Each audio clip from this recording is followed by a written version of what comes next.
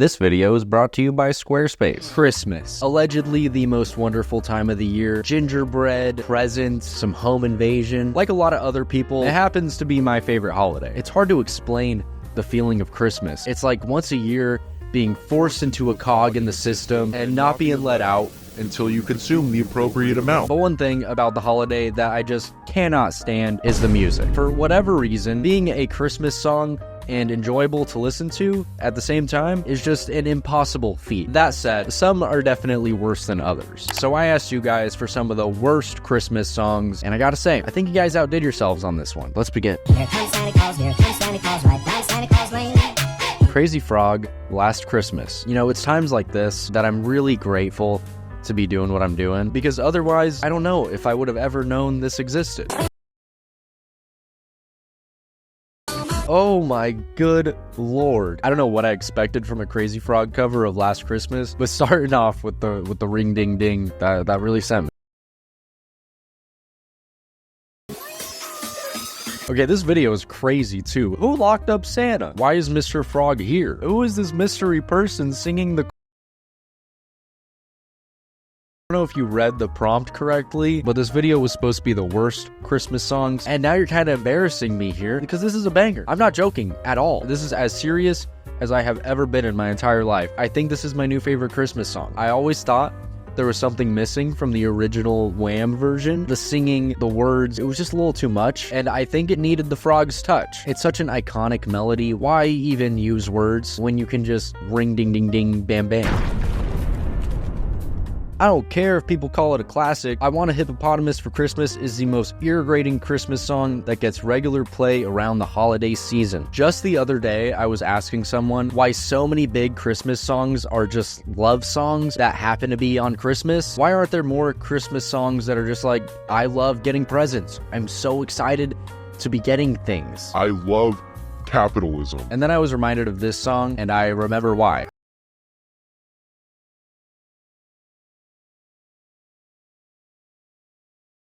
On a hippopotamus anyway. What is she gonna do with that thing? They're very aggressive animals too. I don't think this girl understands the consequences of what she's asking for.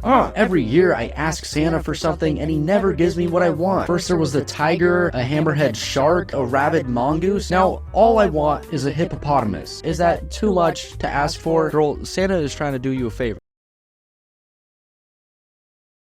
Were they just trying to figure out an outrageous thing to put here, and hippopotamus was the best sounding word? That's probably what happened, and I guess it makes it memorable. I guess we probably wouldn't be hearing it and still talking about it if it was like, I want 10 Xboxes for Christmas. That would just be greedy. But a hippopotamus, that's like, there's some intrigue there. As much as I do hate this song, you know, not every kid is asking for a hippo, so points for originality.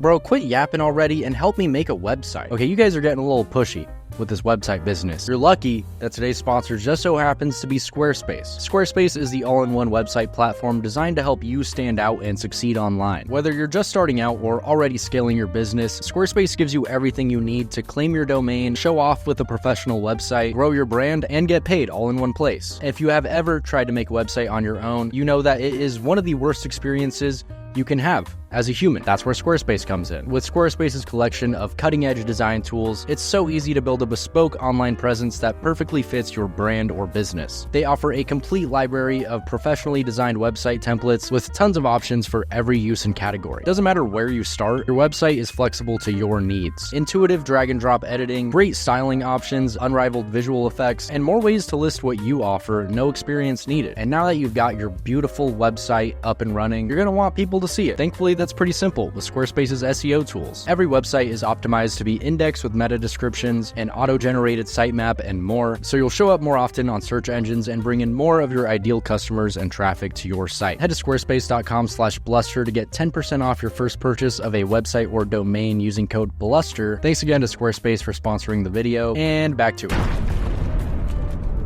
That Tom MacDonald Let It Snow cover. It's so laughably bad when he tries to play everything off as him doing these savage owns against the libs. I can't help but wonder, with people like Tom MacDonald, does he have no drive or ambition to make any kind of song about anything else? Every single thing this dude makes is about owning the libs. Surely he has to be getting bored. What is a woman? Well, they still don't know.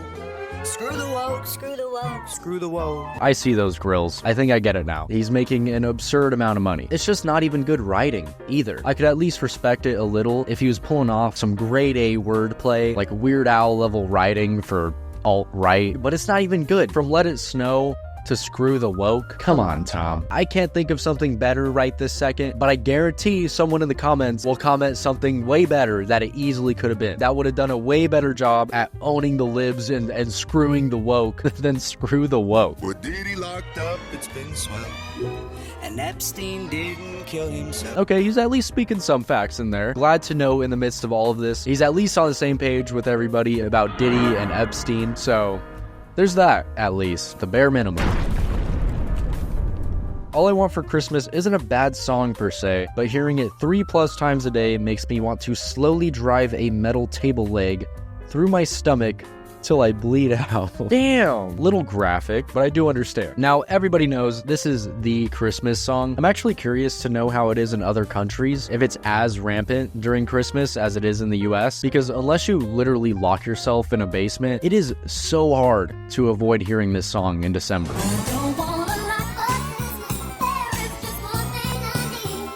And look, realistically speaking, it's a good song. If I heard it for the first time and hadn't heard it a billion other times, I would think, damn, that's a classic. But unfortunately, it is actually a classic, and it's a holiday song, so we have to hear it every single year.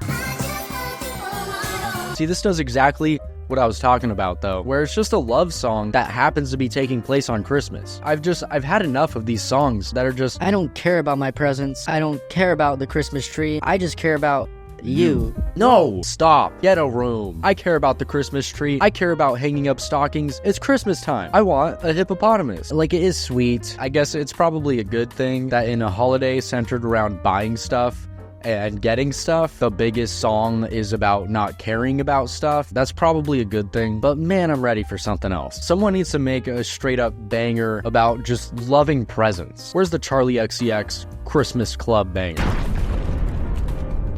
Lil Jon's All I Really Want for Christmas featuring the Kool-Aid Man. I will let the song speak for itself. This is a new one to me. I didn't know Lil Jon dabbled in the Christmas spirit, let alone with the Kool-Aid Man? No, no, no. Oh, yeah! Okay. Holy shit, this is exactly what I wanted. I'm actually speechless right now. I did not plan this. A Christmas club banger about wanting presents. Oh my, manifestation is real.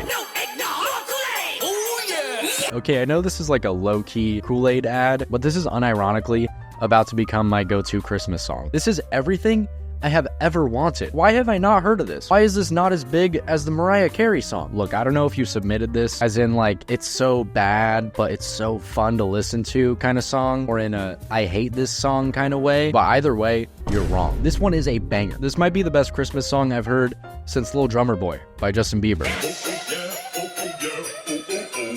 They got Kool-Aid on the beat too. I thought he was just there for ad placement, maybe some ad-libs, but they got him spitting a verse. This is incredible. I think hearing this just changed the trajectory of my life.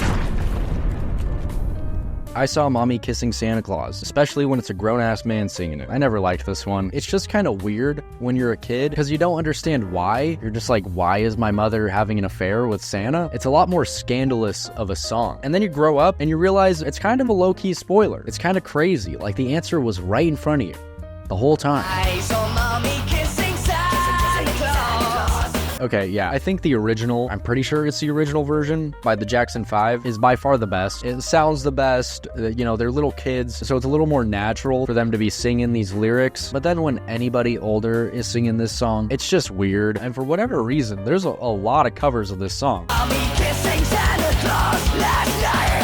I may have picked the wrong one to represent a bad cover, though. He's kind of going off. See, this is the appropriate response. You get up in the middle of the night and see your mother having an affair with Santa. I wouldn't be singing a jolly little tune. This is how I would react.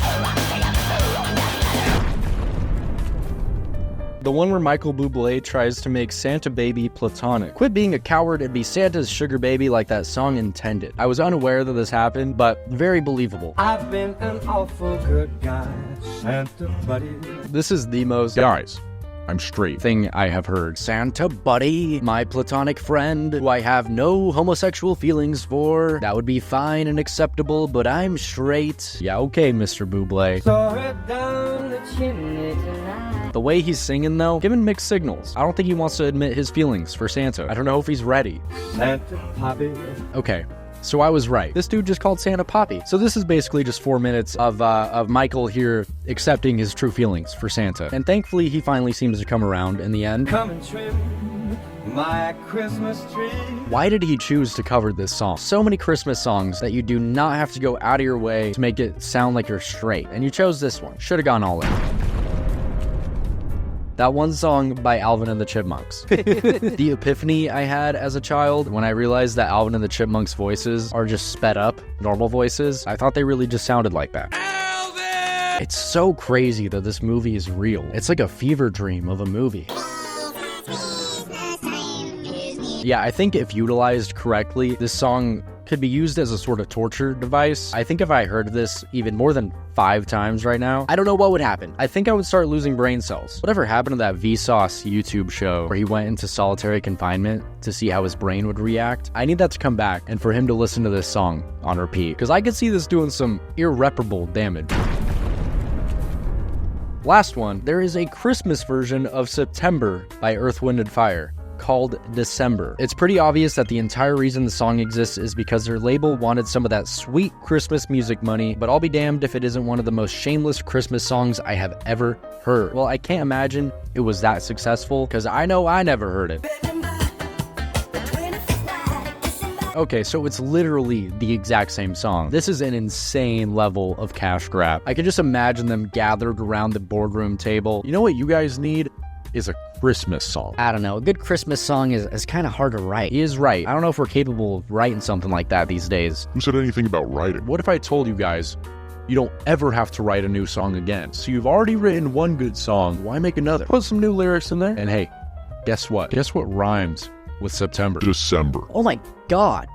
It's kind of onto something. At least they went through the trouble of actually replacing some of the lyrics so it fits with the holiday theme, because I would not have been too surprised if they literally just replaced the word September with December. But no, they made some pretty big changes, like 21st night is now the 25th night, Christmas. And hey, as shameless as this is, I am glad that they had this idea before AI was big, because there is no doubt they would have just skipped the studio sessions and just made the replacements with AI if they could have at the time. So thank God it's real people selling out and not robots. I fear my standards are lower.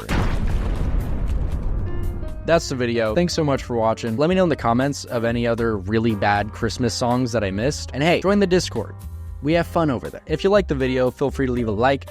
And if you really like the video, maybe hit the subscribe button. If you're already subscribed, here's your complimentary bluster point. Bye.